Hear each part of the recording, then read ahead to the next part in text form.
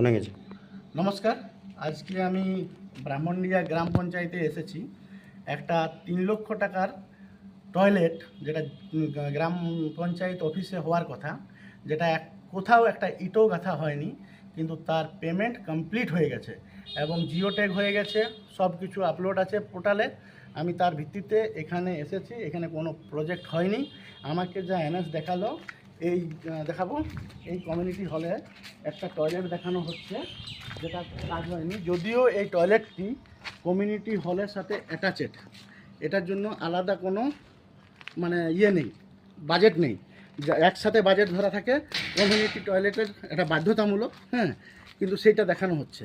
আসলে কোনো টয়লেট এখানে পঞ্চায়েতে হয়নি, কিন্তু জিও ট্যাগ হয়েছে, পেমেন্ট হয়েছে।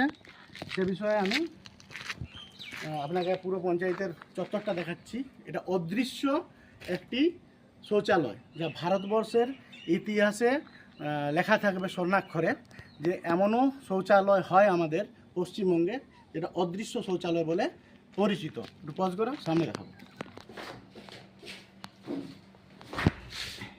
এটা পঞ্চায়েতের ভিতরের অবস্থা, দেখুন কেমন হয়ে আছে। এখানে খোলো, অন করছি। দেখুন।